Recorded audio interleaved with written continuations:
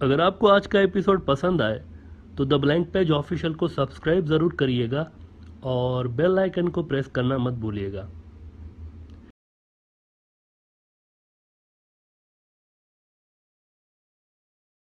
Nadreen, आलमी ताकतों के बीच अपने अपने इंटरेस्ट्स को सिक्योर करने के लिए जो ग्लोबल लेवल पर खेल खेले जाते हैं, इसकी वजह से पैदा होने वाले ख़तरात पर हम मुख्तलिफ मुल्कों के थ्रेट एनालिसिस देते रहते हैं आपको ब्रॉडर व्यू के अंदर। एक ऐसा ही बड़ा ख़तरा, पॉलिटिकल केओस और पॉलिटिकल इनस्टेबिलिटी का ख़तरा बांग्लादेश के अंदर भी उसके सर पे मंडला रहा है, और उस ख़तरे को न्यूट्रलाइज करने की फौरी तौर पर ज़रूरत है बांग्लादेश के अंदर। इंडिया का एक बड़ा न्यूज़ आउटलेट है द हिंदू। इसमें एक इंटरेस्टिंग किस्म का आर्टिकल लगाया गया है कि from China versus Quad to Khaleda's health and US sanctions, Sheikh Hasina faces serious challenges. अब इसमें जो थ्रेट्स जाहिर किए गए हैं इस आर्टिकल के अंदर, बड़ा ज़बरदस्त आर्टिकल है, ज़रूर पढ़िएगा। इसमें जो थ्रेट्स जाहिर किए गए हैं ना, इस पे बात करने से पहले ये जान लें कि बे ऑफ बंगाल में इन्फ्लुएंस रखने के लिए अमेरिका और चाइना और उनके इत्तेहादियों के बीच घुमसान की लड़ाई जारी है। इंडिया के अंदर बाज़ मूर्ख किस्म के लोग, यानी बाज़ मूर्ख किस्म के वहाँ पर पॉलिटिकल एनालिस्ट, जो कि ज़्यादातर हिंदुत्व से ही जुड़े हुए होते हैं, गोडसे साहब के, नथुराम गोडसे के को हीरो मानने वाले जो पॉलिटिकल एनालिस्ट हैं, ये बांग्लादेश की जियोपॉलिटिकल अहमियत को डाउन प्ले करते रहते हैं। ये समझ करके बांग्लादेश के तीन तरफ से तो हम हैं, तो बांग्लादेश की काहे की जियोपॉलिटिकल अहमियत है। लेकिन वो ये बात भूल जाते हैं कि एक तरफ से बांग्लादेश के बे ऑफ बंगाल भी है, और बांग्लादेश के सामने से ही चाइना का वो रूट क्रॉस करता है जो कि स्ट्रेट ऑफ मलाक्का का अल्टरनेट रूट है। कौन सा स्ट्रेट ऑफ मलाक्का? जहाँ से 80% चाइना की एक्सपोर्ट और इम्पोर्ट तक का जो सामान है वो गुजरता है। उनकी एनर्जी का सामान लेकर, फ्यूल वगैरह लेकर जहाज़ वहाँ से गुजरते हैं। उनकी एक्सपोर्ट जो होती है वो वहाँ से गुजर रही होती है 80%। और इंडिया और अमेरिका हमेशा से इसको अपना जोन ऑफ इन्फ्लुएंस समझते रहे हैं, स्ट्रेट ऑफ मलाक्का को। लेकिन चाइना ने जो नया पोर्ट बनाया है म्यांमार के अंदर, उसने गेम तब्दील कर दिया है, और मलाक्का का जो अल्टरनेट रूट है वो चाइना ने वो भी बना दिया हुआ है। और उससे फिर स्ट्रेट ऑफ मलाक्का का जो रोल था ना पहले वाला, वो ज़रा सा डाउनग्रेड हुआ। इंपॉर्टेंट अब भी है, लेकिन ज़रा सा उसका रोल पहले के मुकाबले में डाउनग्रेड हो गया है। लेकिन अगेन, म्यांमार के रूट को यूज़ करने के लिए भी तो चाइना को बे ऑफ बंगाल में से गुजरना पड़ता है ना, तो लिहाजा बे ऑफ बंगाल में मजबूत प्रेजेंस चाइना चाहता है, और इसी वजह से फिर बांग्लादेश एक इम्पॉर्टेंट मुल्क बन जाता है चाइना के लिए भी। और अगर अमेरिका भी बे ऑफ बंगाल में अपनी इन्फ्लुएंस चाहता है तो उसको भी बांग्लादेश की साइड चाहिए, कि वो चाहता है वो बांग्लादेश की साइड हो। ऐसे में फिर बांग्लादेश एक इम्पॉर्टेंट मुल्क बन जाता है बे ऑफ बंगाल की वजह से। अगर ऐसा नहीं होता ना, इम्पॉर्टेंट नहीं होता बांग्लादेश, तो मुझे ये बताएं कि कंबोडिया और लाओस को क्यों नहीं क्वाड में शामिल कर रहे हैं। अक्टूबर 2020 से अमेरिका बांग्लादेश को क्वाड में आने के लिए ऑफिशियली दावतनामे भेज रहा है। अक्टूबर 2020 में भी एक ऑफिशियल इनविटेशन बांग्लादेश को गई थी, लेकिन बांग्लादेश नहीं जा रहा अभी तक, बिकॉज ऑफ चाइना। अगर बांग्लादेश इंपॉर्टेंट नहीं होता तो भाई ये काय को दावतनामे भेजे जा रहे हैं, काय को उसको बोला जा रहा है कि आप आ जाएं क्वाड में, क्यों क्यों कहा जा रहा है? तो इसका मतलब है कि स्ट्रेटेजिकली बांग्लादेश एक इम्पॉर्टेंट हैसियत रखता है, बहरहाल अपनी जियोग्राफी की वजह से। आलमी कुव्वतों के इसी गेम में म्यांमार आपके सामने है, उसका क्या क्या हाल हुआ है? इसका क्या हाल हुआ है? जनवरी 2021 तक भी कौन सोच सकता था कि वहाँ की सरकार में जो पार्टी है ये दपड़दूस हो जाएगी, और आंग सान सू की साहिबा इस तरह जेल चली जाएगी, 20 साल के लिए अंदर हो जाएंगी, और वहाँ पर इतने मैसिव लेवल के प्रोटेस्ट स्टार्ट होंगे। कौन सोच सकता था ये सब कुछ? देखे ना, जब मार्शल लॉ लगा है उससे 1 महीना पहले तक भी तो सब कुछ सही था, क्या हो गया अचानक वहाँ पर? देखें आप। और अगर इससे भी बुरी हालत आपने देखनी हो ना कि आलमी ताकतों के खेल में दूसरे मुल्कों का क्या हशर हो जाता है, तो फिर आप ज़रा इथोपिया को देखें, वहाँ पर क्या हो रहा है। वहाँ पर जो बागी फोर्सेस हैं ना उनका, और जो गवर्नमेंट की फोर्सेस हैं वो ज़रा देखें, अबे अहमद की फोर्सेस दोनों किस तरह लड़ रही हैं। तो आलमी जो कुव्वतें होती हैं ना, उनके खेल में ज़रा संभल कर चलना पड़ता है। ज़रा सी गलती मुल्कों के लिए बड़े भयानक नताइज भी प्रोड्यूस कर सकती है। आंग सान सू की को धांधली के ज़रिए वैसे मैसिव अक्सरियत दिलवाई गई थी, धांधली के ज़रिए, फाउल प्ले करके। 2020 के जो इलेक्शंस हुए थे उसमें इंडिया और CIA ने ये पहला वार किया था चाइना के BRI के ऊपर।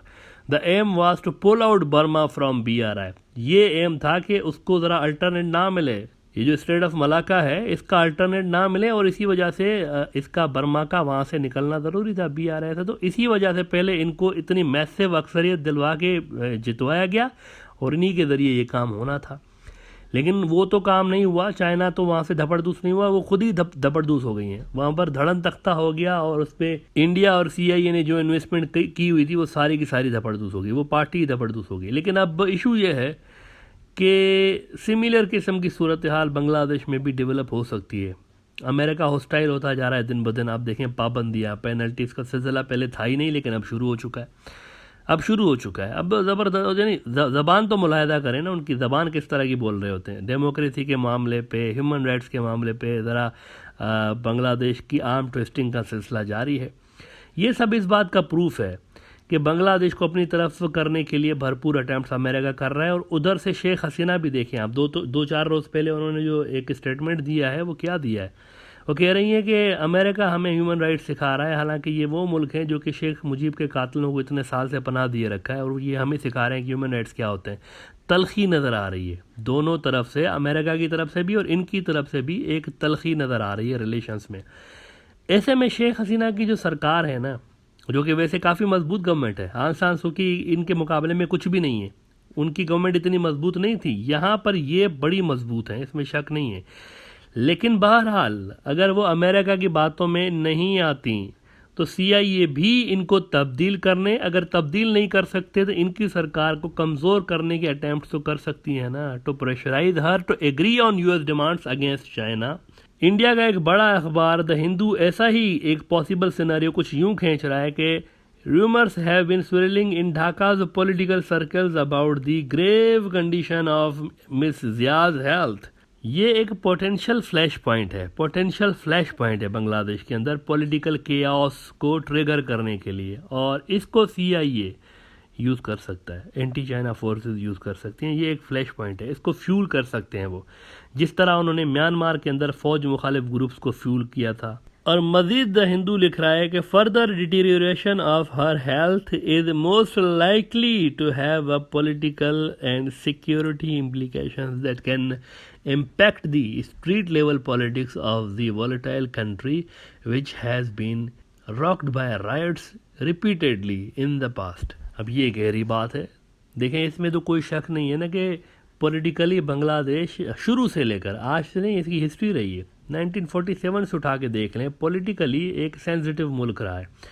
यहाँ पर छोटी छोटी बातें भी बड़ी हो जाती हैं, कभी कभी पॉलिटिकली सेंसिटिव रहा है, और ये सीरियस बात है। और इकोनॉमिकली अगर आप देखें तो बांग्लादेश बड़ा बेहतरीन परफॉर्म कर रहा है, लेकिन पॉलिटिकल केओस, पॉलिटिकल अफरा तफरी उस इकोनॉमिक ग्रोथ को डाउन भी कर सकती हैं। और ऐसे हाल में जब अमेरिका और चाइना दोनों ही बांग्लादेश में अपना असर बढ़ाना चाहते हैं, अमेरिका धमकियों और दोष और धांधली पे उतरा हुआ है कि बांग्लादेश जो है वो चाइना के ख़िलाफ़ उसके क्वाड ग्रुप में आ जाए, तो अगर ऐसे में बांग्लादेश के अंदर कोई केओस पैदा होता है, सियासी अफरा तफरी पैदा होती है, तो ये आलमी फोर्सेस उसको बढ़ा भी सकती हैं, उस अफरा तफरी को बढ़ा भी सकती हैं, जैसे उन्होंने ट्यूनिस में किया, जैसे उन्होंने लीबिया में किया, जैसे उन्होंने सूडान में किया, जैसे उन्होंने म्यांमार में किया, जैसे उन्होंने इथोपिया में किया। अभी रिसेंट पास्ट में भी देखें तो कितने ज़्यादा एग्जांपल्स आपको मिलते हैं। ये सारे के सारे वो एग्जांपल्स हैं जो कि पॉलिटिकल कियोस के सूरत में उन मुल्कों के अंदर पैदा हुए। यमन भी, इवन यमन में भी असल में पॉलिटिकल कियोस शुरू में पैदा हुआ था, जो कि बढ़ते बढ़ते यानी एक गड़मड़ हो गई, सारी चीज़ें खिचड़ी पक गई सारी। तो शुरुआत जो होती है पॉलिटिकल कियोस से होती है, फिर उसमें दूसरे ग्रुप्स कूद पड़ते हैं जिनको मुख्तलिफ फोर्सेस सपोर्ट कर रही होती हैं। एक ग्रुप को एक आलमी ताकत सपोर्ट करने लगती है, दूसरे ग्रुप को दूसरी आलमी ताकत सपोर्ट करने लगती है, फिर उनके बच्चे अंडे निकलते हैं, मज़ीद ग्रुप्स बनते हैं, इस तरह से मामला जो है ना खिचड़ी पकती जाती है। US के अलावा इंडिया को भी बांग्लादेश के अंदर शदीद किस्म का पॉलिटिकल केओस सूट करेगा। अब ये इंपॉर्टेंट बात है, बहुत सारे लोग कहेंगे यार ये तो हमारे पड़ोस में है तो क्यों सूट करेगा, क्योंकि उस सूरत हाल में अगर आप डीपली एनालाइज करें तो चाइना अपने BRI की इन्वेस्टमेंट को बचाने के चक्कर में एक तो म्यांमार में इंगेज्ड है, लेकिन म्यांमार के बाद अगर वो फिर बांग्लादेश में भी इंगेज हो जाएगा तो उससे इंडिया के नॉर्थ ईस्ट और एलएसी पर जो चाइना का दबाव बना हुआ है ये कम होने के चांसेस हैं। चाइना की जो अटेंशन होगी वो दूसरी जगहों पर म्यांमार और बांग्लादेश में डाइवर्ट हो जाएगी। इससे इंडिया के ऊपर हो सकता है कि प्रेशर कम हो जाए फॉर द टाइम बिंग। तो बांग्लादेश के अंदर पॉलिटिकल स्टेबिलिटी जो है ना ये रीजन के लिए ज़रूरी है, रीजन के लिए ज़रूरी है। पहले ही म्यांमार के अंदर मार कुटाई और अफरा तफरी जारी है, अगर बांग्लादेश के अंदर भी यही चीज़ शुरू हो जाती है जिसके लिए फॉल्ट लाइन्स भी मौजूद हैं तो ये बांग्लादेश के साथ साथ साउथ एशिया के लिए ख़तरनाक हो सकता है। इसीलिए शेख हसीना सरकार को इन फॉल्ट लाइन्स पर तवज्जो देने की ज़रूरत है। खालिदा ज़िया को अपनी मर्जी की जगह से ट्रीटमेंट इसकी इजाज़त देनी पड़ेगी उनको, बजाय इसके कि इस मुद्दे पर हार्ड अप्रोच वो दिखाएं, क्योंकि इससे फिर जो है ना इसका फॉल आउट ख़तरनाक हो सकता है। अगर खुदा न ख्वास्ता उनकी तबीयत ख़राब होती है या तबीयत उनकी बिगड़ जाती है और उनको बहुत ज़्यादा कुछ ऊपर नीचे बात हो जाती है तो इसका फॉल आउट ख़तरनाक हो सकता है, पॉलिटिकल केओस पैदा करवाया जा सकता है। अगर नहीं भी होगा तो आलमी ताकत अमेरिका इसको करवा भी सकता है। देखें पाकिस्तान में भी कुछ ऐसा ही माहौल है, वहाँ पर सबसे ज़्यादा ध्यान किस चीज़ पर है, वहाँ की जो डीप स्टेट है किस चीज़ पर है, इसी चीज़ पर है कि हमारे मुल्क में किसी किस्म का पॉलिटिकल केओस ना पैदा होने पाए। वहाँ की जो फ़ौज है, वहाँ की जो इस्टेब्लिशमेंट है ना, उनका सारा ध्यान इसी चीज़ पे है कि किसी तरह का पॉलिटिकल केओस पाकिस्तान में ना पैदा हो, क्योंकि इसको मिसयूज़ किया जा सकता है बाद में।